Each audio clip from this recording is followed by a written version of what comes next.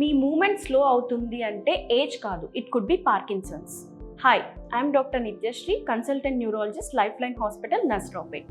Parkinson's అనగా వణుకుడు వ్యాధి అంటుంటాం. ఇది మన బ్రెయిన్లో డోపమిన్ లెవెల్స్ తగ్గటం వల్ల మూమెంట్ స్లో అవ్వటం లేదా అబ్నార్మల్ అవ్వటం జరుగుతుంది. ఈ వ్యాధికి లక్షణాలు ఎలా ఉంటాయంటే ఒకవైపు చెయ్యి నడగడం లేదా వణుకుతూ ఉండటం, అంటే ఎక్స్పెషల్లీ మనం రెస్ట్ తీసుకున్న టైంలో. ఇలా కాకుండా నడవటంలో స్లో అయిపోవటం, డ్రెస్సింగ్ చేసుకోవటం, తినటం, ప్రతి పనిలో స్లో అయిపోతారు.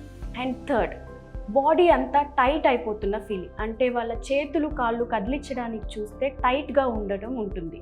ఫేషియల్ ఎక్స్ప్రెషన్స్ కూడా, అంటే మనం మాట్లాడేటప్పుడు మన నవ్వు, బాధ, కోపం ఇలాంటివి కూడా తగ్గిపోతాయి అన్నమాట.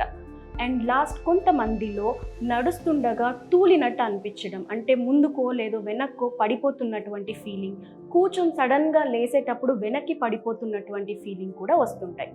ఈ డిసీజ్ అనేది గ్రాడ్యువల్గా ప్రోగ్రెస్ అవుతూ ఉంటుంది. అర్లీ స్టేజెస్లో సిమ్టమ్స్ చాలా మైల్డ్గా ఉంటాయి కాబట్టి చాలామంది పట్టించుకోరు.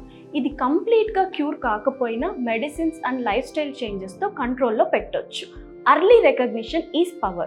Consult a neurologist and get treated for Parkinson's.